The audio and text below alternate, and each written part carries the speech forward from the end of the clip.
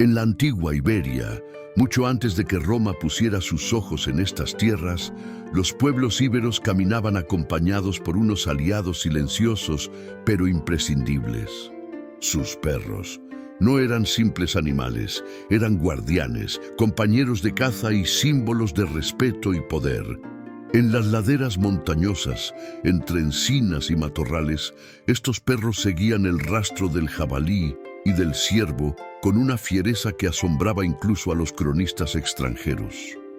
Se cree que muchos de ellos eran antepasados de los perros tipo alanos y otros molosos peninsulares, animales robustos, de pecho ancho, mirada inteligente y lealtad absoluta. En los poblados protegían el ganado y alertaban de cualquier amenaza. En la guerra acompañaban a sus dueños como si comprendieran que el destino de la tribu estaba en juego. Su presencia era tan importante que algunas cerámicas íberas muestran figuras de perros junto a guerreros, como si fueran parte del mismo espíritu. Así eran los perros de los íberos, resistentes, fieles y valientes. Criaturas que, a lo largo de los siglos, dejaron una huella profunda en nuestras razas actuales y en la historia de la península. Los romanos, al llegar a estas tierras, no tardaron en reconocer la habilidad y el valor de estos animales.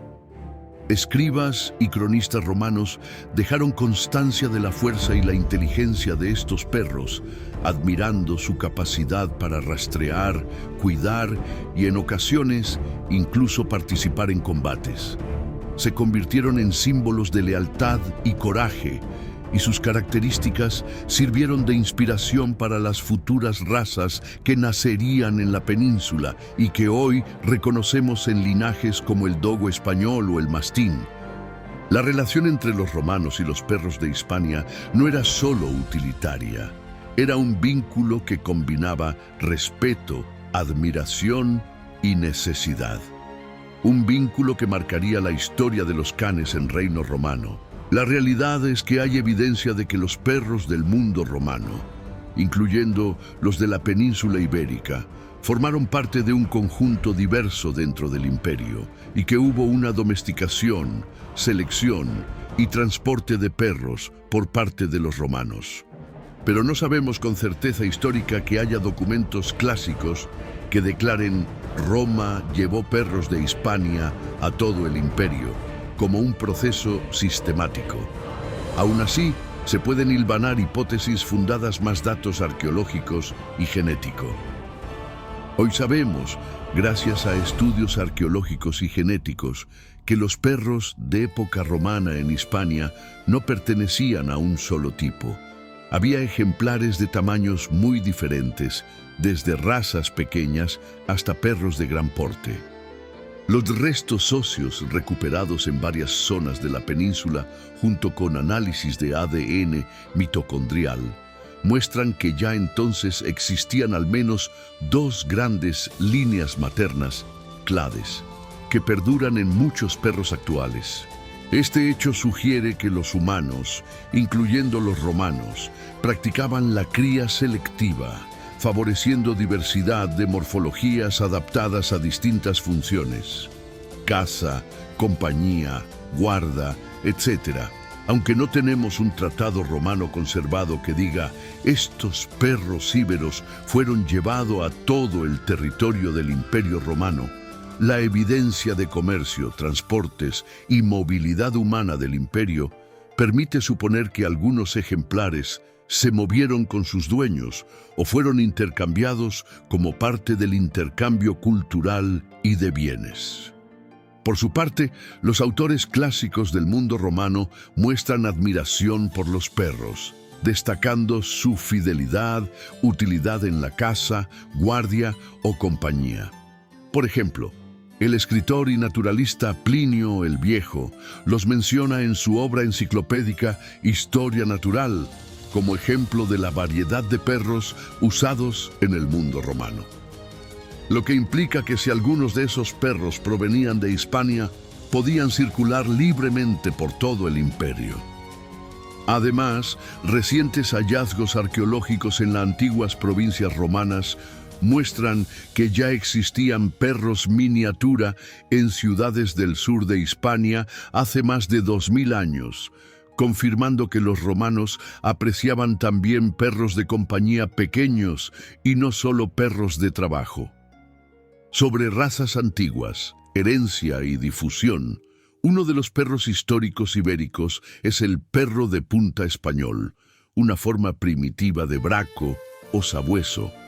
Tradiciones más modernas y algunas fuentes señalan que escritores romanos como Plinio o Salustio mencionaron perros procedentes de Hispania usados en caza, especialmente para captar aves con redes. Aunque no hay un texto clásico exacto conservado con esa descripción en castellano, la tradición histórica lo transmite. Se suele especular que estos perros ibéricos, o sus posteros descendientes, pudieron contribuir con cruces posteriores a la formación de razas de caza europeas. En efecto, según algunos historiadores de la cinofilia, el perro de punta español habría influido en la formación del pointer inglés, cuando en siglos posteriores ingleses llevaron a Gran Bretaña perros de tipo español. Así, aunque no haya un documento que explique paso a paso ese viaje de razas, la suma de tradición, genética, arqueología e historia sugiere que la difusión de perros ibéricos y posiblemente su contribución al acervo genético canino de Europa es plausible. Tras la caída del Imperio Romano de Occidente, Hispania quedó marcada por un silencio incierto. Las viejas calzadas seguían cruzando montes y llanuras, pero las legiones ya no las recorrían. Sin embargo, hubo algo que sí permaneció. Los perros, compañeros de los pueblos íberos, celtas y romanos, siguieron viviendo, cazando y velando por los hogares como habían hecho durante siglos. Con el derrumbe del poder romano llegaron los pueblos germánicos, suevos, vándalos, alanos y finalmente los visigodos. Cada uno de ellos trajo consigo sus propias costumbres y sus propios perros. Los suevos usaban perros de guarda austeros, los vándalos preferían animales más ágiles y los alanos, pueblo iranio que recorrió Europa, traían perros fuertes, capaces de luchar y sujetar grandes animales. Estas razas se encontraron con los perros que ya habitaban Hispania, molosos ibéricos, perros de caza, mastines de montaña, ya existentes siglos antes. La mezcla, inevitable, creó un crisol único. Poco a poco, en ese contacto entre culturas, nació un tipo de perro rústico, robusto y valiente, adaptado al terreno duro y a las necesidades de la época. Con el dominio visigodo, Hispania vivió más de 2 siglos de relativa estabilidad. Se cazaba para alimentar a la población y se defendían las aldeas de lobos, osos y bandidos. Pero en el año 711, la historia volvió a cambiar. La llegada de los musulmanes transformó al-Ándalus y con ello también la relación con los perros. En las ciudades, la visión islámica limitó su presencia, pero en el campo siguieron siendo indispensables para cazar, para guardar rebaños y para controlar al ganado bravo. En las zonas cristianas del norte, en cambio, se mantuvo una tradición más parecida a la antigua.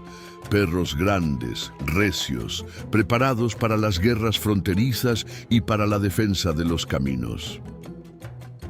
Durante la Edad Media, mientras reinos cristianos y musulmanes coexistían, los perros de Hispania recibieron nombres más concretos.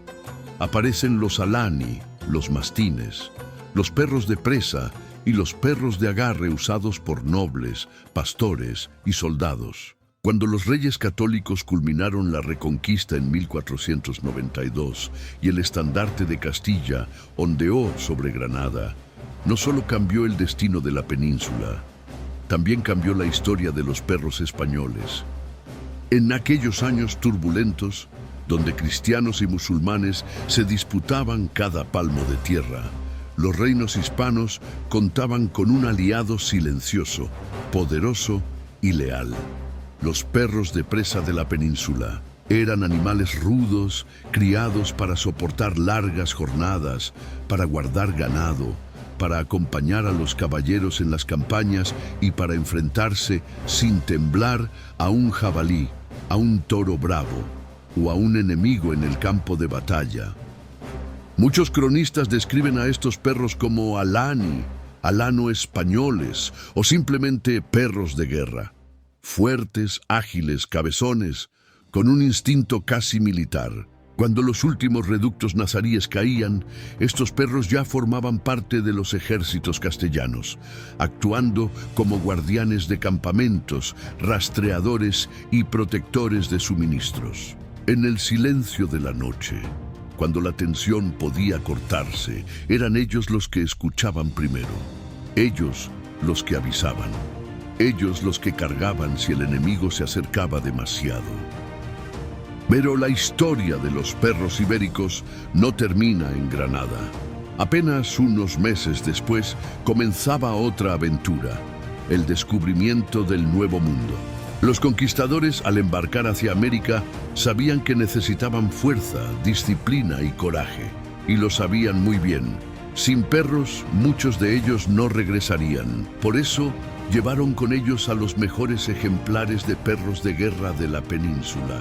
Perros cuya sangre venía de siglos de convivencia con tribus celtas, pueblos íberos y guerreros medievales. Perros adaptados a caminar por serranías duras, bosques impenetrables y climas extremos. Entre ellos surgiría una leyenda, un nombre que todavía hoy se menciona con respeto: Becerrillo. Becerrillo era un perro español rojo de presa, nacido en la isla de La Española. Sus dueños lo describían como un animal con una inteligencia casi humana y un valor que rozaba lo imposible. Las crónicas cuentan que era capaz de identificar a un traidor, perseguir fugitivos entre la espesura, proteger a un poblado entero o entrar en combate sin miedo. Lo veían avanzar delante de los soldados, como si supiera exactamente lo que tenía que hacer. Dicen que podía ignorar órdenes injustas y obedecer solo cuando comprendía que su actuación salvaba vidas. Su fama se expandió tanto que algunas tribus preferían rendirse antes de enfrentarse a él. Para muchos indígenas era mitad perro, mitad espíritu, pero Becerrillo no fue el único. Junto a él viajaron perros españoles de todos los castas funcionales. Perros de presa tipo alano, usados para combate y control. Lebreles españoles, rápidos, ideales para rastreo en zonas abiertas. Podencos, expertos en moverse en monte cerrado y encontrar caminos. Cada uno aportó lo mejor de su naturaleza. Cada uno dejó huella en la América recién descubierta. Y aunque hoy las historias de los conquistadores están llenas de controversia, una cosa es cierta: los perros españoles fueron protagonistas silenciosos de una de las mayores transformaciones de la historia humana. Cuando pensamos en los reyes católicos, pensamos en reyes, campañas, tratados y conquistas. Pero pocas veces recordamos a esos animales que caminaron junto al ejército desde las montañas de Granada hasta las junglas del Caribe. Perros que defendieron tierras, cruzaron océanos, abrieron camino en selvas desconocidas y formaron parte del nacimiento de un mundo nuevo. Perros españoles, hijos de una historia dura, forjados en la guerra, el trabajo y la lealtad. Animales que dejaron una huella más profunda de lo que cualquier crónica podría describir. Y aunque los siglos hayan pasado, en cada alano español, en cada dogo, en cada podenco, etc., aún se percibe esa esencia antigua. La memoria de un tiempo donde los reyes conquistaban reinos y sus perros conquistaban el respeto de todos. El perro de pelea cordobés, la herencia directa del perro español. En el virreinato del Río de la Plata, los colonos españoles trajeron numerosos perros de agarre para controlar ganado cimarrón, cazar y proteger estancias. Muchos de estos perros, mencionados en documentos coloniales, eran alanos o perros de presa criados en España durante los siglos XVIII y XIX en las provincias del norte argentino. Estos perros se mezclaron con mastines, bulldogs traídos por inmigrantes europeos y también con perros criollos locales. De esa mezcla funcional nació un perro legendario, el perro de pelea cordobés. Aunque con el tiempo se convirtió en un perro usado para peleas, sus bases funcionales venían de los perros de agarre españoles introducidos en la colonia. Y su sangre fue clave más tarde para otra creación argentina, el dogo argentino. En Uruguay ocurrió un fenómeno único. Los perros traídos por los españoles, entre ellos alanos y perros de presa, se escaparon o fueron abandonados tras las guerras y migraciones. En las inmensas praderas del Uruguay colonial, estos perros sobrevivieron por sí solos durante generaciones, adaptándose al clima y alimentándose de lo que podían. Los gauchos comenzaron a capturarlos y domesticarlos por su fuerza y valentía. Así nació el cimarrón uruguayo, un perro moldeado por la genética española inicial, la selección natural más dura imaginable, la necesidad de un perro capaz de defender estancias y enfrentarse a depredadores. Su tipo recuerda mucho al perro español funcional, robusto, ágil, de presa firme, guardián por excelencia. En Brasil, el origen del fila brasileiro es más complejo, pero hay un hecho claro.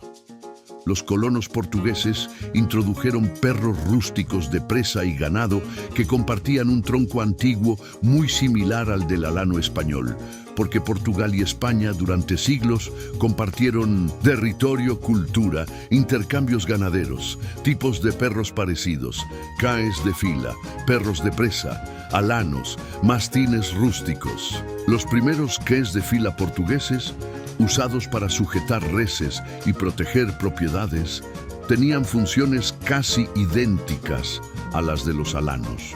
Cuando llegaron a Brasil en el siglo XVI, se mezclaron con perros autóctonos, con perros africanos traídos por las rutas comerciales y con perros europeos que llegaron después. La mezcla dio como resultado un perro poderoso, flexible y guardián, el antepasado del fila brasileiro moderno. Aunque el fila no es descendiente directo del álano español, sí comparte raíces funcionales y tipo original con los perros de presa ibéricos que cruzaron el Atlántico. Argentina, Uruguay y Brasil, cada uno por caminos distintos, heredaron algo fundamental: el tipo de perro de agarre ibérico. Ese perro, el de los conquistadores, el de los ganaderos, el de los soldados, era el álano español y sus variantes ibéricas. Y de su presencia en América nacieron o influyeron en la formación de perro de pelea cordobés, cimarrón uruguayo, líneas antiguas del fila brasileiro y más tarde, indirectamente, en el propio dogo argentino. Los perros iberos que cruzaron el Atlántico no solo acompañaron la historia, la moldearon. Su sangre, su carácter y su funcionalidad siguen vivas hoy en América, en razas que son símbolo de trabajo, fuerza y lealtad. Desde el álano español hasta los perros del Nuevo Mundo, el legado del perro ibérico continúa latiendo siglos después, en cada perro de presa que pisa las pampas, las haciendas y los campos de América. En la Europa medieval y renacentista, cuando los reinos se disputaban territorios y alianzas, no solo viajaban soldados, comerciantes o embajadores, también viajaban animales, y entre todos ellos había uno que destacaba por encima de todos: el perro de guerra y de agarre español, el álano y sus variantes, desde los más livianos a los más grandes. Desde el siglo XIV, las crónicas europeas mencionan a los alanos de España como perros de presa temidos y respetados. un tipo canino rústico, veloz, de mandíbula potente y carácter decidido, utilizado por los ejércitos, por los cazadores reales y por ganaderos en toda la península. Estos perros, compactos, fuertes y funcionales, empezaron muy pronto a ser intercambiados entre reinos de toda Europa como regalos diplomáticos de alto valor. Durante los siglos XV y XVI, España estaba en pleno auge. Navegaba hacia América, dominaba grandes territorios y mantenía alianzas con Francia, Inglaterra, Flandes, los estados italianos y el Sacro Imperio. En este contexto, los perros españoles empezaron a viajar en barcos, caravanas y expediciones. Documentos de la época mencionan perros españoles enviados como obsequio a casas nobles de Francia e Inglaterra, sobre todo aquellos usados para sujetar toros, cazar jabalí o hacer la guerra. Muchos de esos animales eran alanos y su fama era tal que incluso en textos alemanes se hablaba de perros alane como categoría. A partir de ahí, las influencias empezaron a mezclarse. Influencia en las razas europeas de presa. El alano español participó en la creación de razas como el dogo de Burdeos, el bull mastiff, el bullenbeiser o el boxer. No existe un documento que diga este perro español creó esta raza. Pero históricamente sí hay evidencias sólidas de influencia canina entre países. Francia recibió desde muy temprano perros españoles usados para el agarre en la caza mayor y para sujetar toros. Crónicas francesas del siglo XV hablan de perros vastos y cortos, tipo alano, utilizados por nobles de Burdeos y Toulouse. La similitud funcional entre los primeros dogos franceses y los alanos es evidente. Cabeza fuerte, estructura apta para correr y agarrar. Muchos especialistas franceses admiten que las entradas de perros españoles contribuyeron a fijar el tipo del futuro dogo de Burdeos. Antes de 1850, el bullenbeiser, el antepasado del boxer, no era un perro de morro chato como hoy. Era un perro ágil, corredor, con mordida fuerte, usado por cazadores y carniceros. Varios textos alemanes mencionan perros alane, importados de España en los siglos XVI y XVII, probablemente integrados en líneas de caza mayor. Muchos cinólogos consideran que los alanos llegaron a Alemania igual que a Francia, como perros de utilidad militar y venatoria. Y esa funcionalidad coincide plenamente con el viejo bullenbeiser. Inglaterra importó perros de presa de toda Europa, incluyendo España. Los reyes ingleses recibían perros de toros desde la península ibérica desde la Edad Media. Estos perros podían cruzarse con mastines locales para obtener animales más rápidos, más valientes, con más mordida. Los perros de agarre españoles, menos mastinos y más atléticos, encajaban perfectamente en las necesidades de los guardabosques y cazadores ingleses. Aunque el bull mastiff como raza no se fija hasta 1880-1900, su origen funcional puede haber recibido aportes de múltiples tipos caninos europeos, incluido el perro español. ¿Qué tenían los alanos y sus variantes que buscaba toda Europa? Eran perros de trabajo real, no creados para exposiciones ni para lucir. Eran perros resistente, capaz de viajar largas distancias, con una presa firme y limpia, rápido para la caza, dócil con los suyos, valiente hasta el extremo cuando hacía falta, y guardián insobornable. Y esta combinación era extremadamente difícil de encontrar. Por eso los reyes, los soldados y los cazadores europeos querían perros españoles.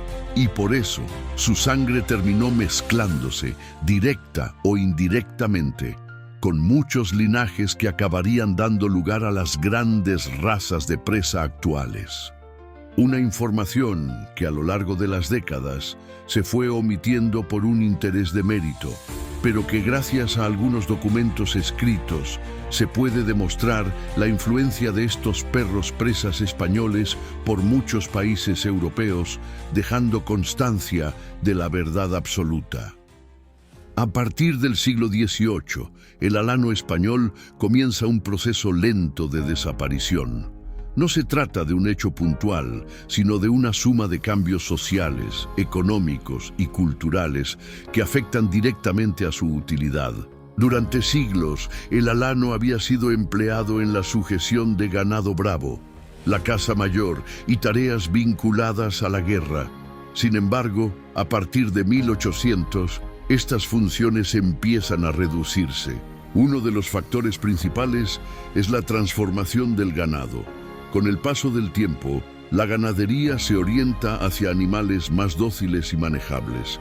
El trabajo que antes requería perros de presa, fuertes y decididos, deja de ser necesario. Los ganaderos comienzan a preferir perros más ligeros y fáciles de manejar, adecuados para el pastoreo o la vigilancia, y no para la confrontación directa con reses grandes y peligrosas. El alano pierde así una de sus funciones principales. Durante el siglo XIX, muchos usos tradicionales del alano desaparecen o se regulan.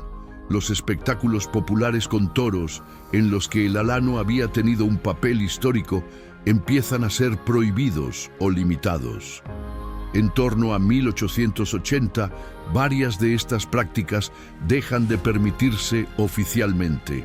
Esto supone la pérdida de otro ámbito en el que el alano había sido criado y seleccionado durante generaciones. Con la reducción de su utilidad, el alano deja de criarse de forma sistemática, centrándose en fincas que aún trabajaban con ganaderías bravas utilizadas en fiestas nacionales. La cacería fue evolucionando a otros tipos de prácticas, donde la presencia de perros de presa españolas ya no era útil, y se buscaban perros que levantasen a las presas para ser abatidas con disparos certeros. Estas prácticas eran menos peligrosas tanto como para el ser humano y sus acompañantes canino. Poco a poco, la gente que admiraban a los perros de presas españoles los fue olvidando e incluso desconociendo que existían, perdiendo popularidad sobre todo por la gente que vivía en ciudades.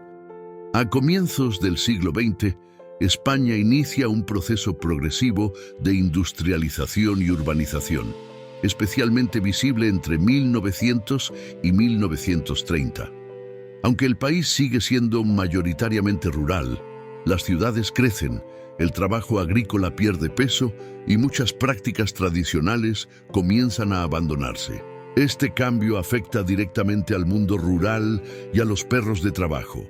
Las necesidades del campo se transforman y con ellas el tipo de perro requerido. Las labores que durante siglos habían justificado el uso de perros de presa fuertes y rústicos desaparecen o se reducen considerablemente. El alano español y sus variantes regionales pierden así su cometido ancestral. Ya no se necesitan tantos perros destinados a la sujeción de ganado bravo, a la caza mayor a la fuerza o a tareas de confrontación directa. En su lugar, se imponen otros tipos de perros más especializados para conducir ganado o más manejables, tanto para la caza moderna como para la vida doméstica. Al mismo tiempo, a finales del siglo XIX y principios del XX, entra en España la influencia sinológica británica y europea, basada en la cría selectiva, la fijación de estándares raciales y la inscripción en registros oficiales. Comienzan a popularizarse razas extranjeras, muchas de ellas concebidas no solo como perros de trabajo, sino también como animales de compañía, con la absurda idea de que los perros extranjeros eran mejores que los españoles, dejando de lado un legado central como eran los perros autóctonos, entre ellos los perros de presas españoles, y que no cumplían con los estándares impuestos por unos países extranjeros, donde el alano español y sus variantes eran morfológicamente diferentes unos de otros dependiendo de la región. El alano no era un estándar, era una morfología ligada a un trabajo o actitudes requerida durante siglos, donde se hacían cruzas según su cualidad, dejando un poco de lado el fenotipo moderno estandarizado. Este nuevo modelo favorece perros menos rústicos, más adaptados a entornos humanos y urbanos, y marca el inicio del perro de compañía moderno. El alano, ajeno a estas modas y sin una estructura de cría organizada, queda prácticamente fuera de este sistema. Como consecuencia, su presencia se reduce a zonas rurales muy concretas, normalmente aisladas, donde sobrevive de forma residual en manos de ganaderos o cazadores que aún necesitan perros duros para tareas específicas. Sin registros, sin selección planificada y sin reconocimiento oficial, el tipo original se va perdiendo progresivamente. Entre 1936 y 1939, la guerra civil supone un golpe definitivo. La destrucción del campo, la pérdida de ganado, escasez de recursos, la persecución y exterminación preventiva de perros dañan aún más la escasa población de los perros de presas españoles. Tras la guerra, España queda aislada política y económicamente. Durante las décadas de 1940 y 1950, el mundo rural se mantiene por pura necesidad, pero sin planificación ni selección de perros de trabajo. Los pocos perros de presa que sobreviven lo hacen mezclados, sin control genealógico y adaptados únicamente a tareas concretas: guarda, manejo ocasional de ganado bravo o caza mayor en zonas muy localizadas. A partir de los años 50 y sobre todo durante los 60, comienza a entrar en España una nueva influencia. Perros extranjeros, traídos por militares, diplomáticos, técnicos y más tarde por la apertura progresiva del país al exterior. Entre estas razas destacan el boxer y el pastor alemán. El boxer llega a España como perro militar, de compañía y de guarda. Procede del antiguo Bullenweiser alemán, un perro de presa centroeuropeo que, según numerosas fuentes históricas mencionadas anteriormente, se formó con aportes de perros de tipo alano, llegados desde la península ibérica siglos atrás. Por ese motivo, muchos boxers antiguos presentaban rasgos funcionales similares a los últimos perros de presa españoles: cabeza potente, valor, mordida firme y carácter estable. En el medio rural, especialmente en zonas donde el alano ya era escaso, el boxer comienza a utilizarse como sustituto. En no pocos casos, estos perros eran confundidos directamente con perros chato o alano, llamados así por tradición, dando lugar a una falsa continuidad de la raza. En determinadas funciones, el boxer ofrecía resultados aceptables. Era obediente, manejable y valiente. Sin embargo, no era un perro rústico. Su menor resistencia, su dificultad para trabajar largas jornadas y, sobre todo, su mala adaptación al calor, limitaban seriamente su eficacia en el campo español. Aún así, durante décadas, el boxer ocupa el vacío dejado por los perros de presas autóctonos, no porque lo supere, sino porque el alano y sus variantes ya casi no existían como raza organizada, solo en zonas muy escasas rurales que por suerte aún mantenían algo de los antiguos perros de presas. Para entonces, el alano español no había sido sustituido, sino casi olvidado, solo presente para personas mayores o que tuvieron algún contacto directo con ellos. En aquel entonces esta raza milenaria rozaba la extinción absoluta. Entre los años 60 y 70 el proceso se consolida. El perro pasa cada vez más a ser animal de compañía, sobreviviente únicamente en la memoria oral, en fotografías antiguas, en textos históricos y en algunos perros cruzados que conservan de forma residual parte de su funcionalidad y un ADN legendario. Tras un siglo de decadencia y silencio, cuando el nombre del alano español parecía condenado a desaparecer entre el polvo de la historia, a comienzos de los años 80 se encendió una nueva llama, una esperanza firme nacida de la ilusión y la determinación. Un pequeño grupo de cinófilos españoles, movidos más por la pasión que por el reconocimiento, decidió ir contra el olvido. Se lanzaron a la búsqueda de un perro que ya muchos creían extinguido, el alano español y sus variantes. Un animal que solo sobrevivía en relatos populares, en antiguos lienzos, en fotografías borrosas y en la memoria de los hombres del campo. El inicio fue duro. No había certezas, solo preguntas. Un camino largo, incierto, lleno de sombras y dudas. La búsqueda se extendió por las zonas rurales de toda España. Se preguntó en cortijos, en fincas olvidadas, en pueblos donde el tiempo parecía detenido. La información, cuando aparecía, casi nunca era fiable. Leyendas infladas, recuerdos distorsionados, exageraciones heredadas de generación en generación. Pero cada historia, cada rumor, alimentaba aún más la obsesión por seguir adelante. Durante años se recorrieron caminos, montes y explotaciones ganaderas. No fue un camino de gloria. La confusión era constante, alanos confundidos con otros perros, ni rastro del perro chato, falsas pistas que llevaban a callejones sin salida. La ignorancia y la pérdida de la cultura rural habían borrado las fronteras entre lo auténtico y lo olvidado.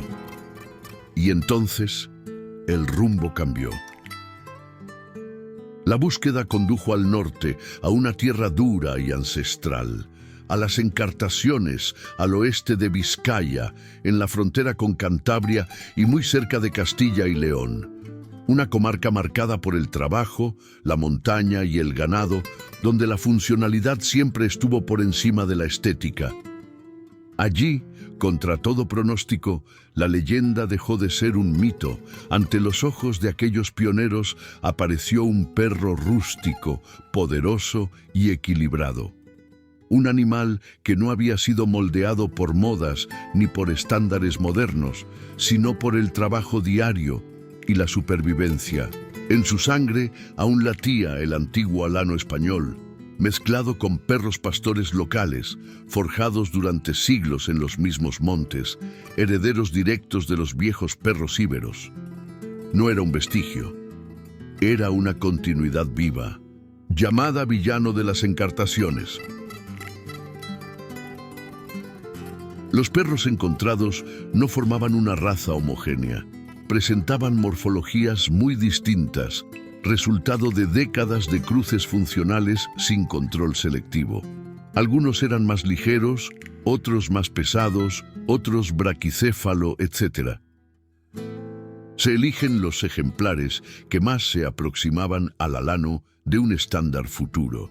Otros perros fueron descartados por no encajar en ese tipo, aunque algunos portaban genética antigua que se perdió en el proceso inicial, olvidando que alano no era una raza, era una morfología y una actitud independientemente de su tamaño. Con los ejemplares seleccionados se inician los primeros programas de cría controlada. El objetivo era fijar carácter, funcionalidad y estabilidad. La población era reducida y el riesgo de endogamia era alto.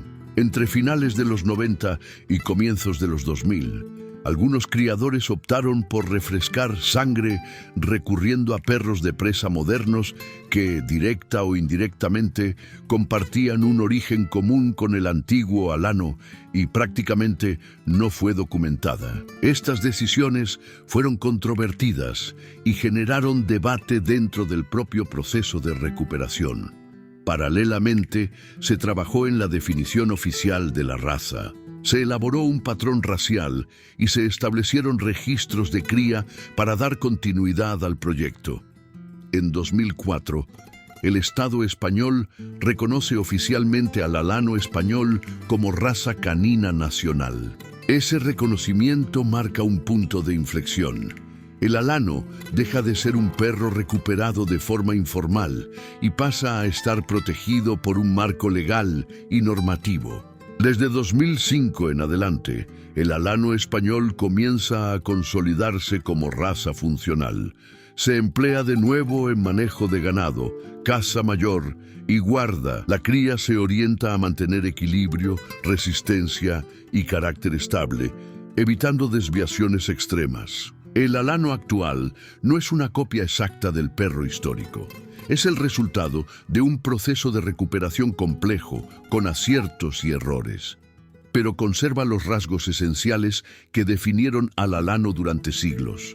Hoy el alano español vuelve a ocupar un lugar en el campo y en la historia canina del país, no como un perro de moda, sino como una raza que logró sobrevivir al olvido gracias a la memoria, el trabajo y la persistencia. Hoy en día, el alano español vuelve a ocupar un lugar en el debate. Un debate que no es nuevo, pero que sigue abierto. Existe controversia entre criadores. Algunos se aferran al estándar oficial, otros a la funcionalidad. Pero en una raza como esta, ambas cosas deberían ir siempre de la mano, porque el alano y sus variantes históricas no nace para el adorno, nace para el trabajo, para actuar con cabeza, con control y con equilibrio. El verdadero alano no es pendenciero, no es un perro descontrolado ni impulsivo, es un perro que mide su fuerza, que actúa solo cuando es necesario y que posee una inteligencia rústica, silenciosa, forjada durante siglos. El alano no es un perro común, no lo ha sido nunca. Su antigüedad no está solo en los libros, está en su ADN, en su forma de moverse, en su manera de mirar al ser humano. Su comunicación es distinta, más sutil, más profunda, solo reconocible para un ojo experto. Ese es su valor y también su riesgo, porque el futuro del alano español, aunque hoy se presenta con esperanza, no está exento de amenazas. La mayor de ellas no viene del abandono, sino de la mala interpretación, cruces mal planteados, búsqueda artificial de agresividad, confusión entre potencia y desequilibrio, intentar mejorar al alano, potenciando el agarre a cualquier precio, no solo es un error, es una traición a su esencia. El alano casi perfecto para su cometido, morfológicamente equilibrado, mentalmente estable, con un carácter noble que muy pocas razas han conservado intacto.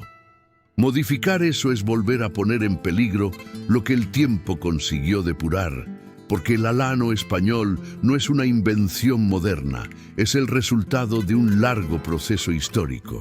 El paso de civilizaciones por la península ibérica, los intercambios comerciales, las guerras, la ganadería, la caza mayor.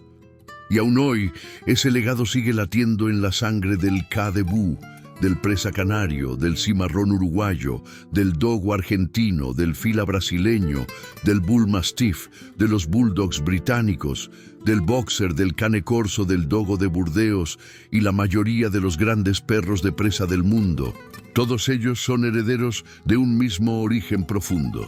Un crisol forjado lentamente en Europa, templado por siglos de guerra, caza y ganado bravo, alimentado por sangres llegadas desde Asia con pueblos en movimiento, invasiones y rutas antiguas. Pero fue la península ibérica el lugar donde todo confluyó, donde esas influencias no solo pasaron, sino que se mezclaron, se fijaron y sobrevivieron. Allí se dio el ingrediente decisivo, la tierra dura, el trabajo extremo y la necesidad real. De ese fuego nació un tipo de perro que dejó huella en continentes enteros y cuya sombra aún camina entre nosotros. El gran alano español y sus variantes.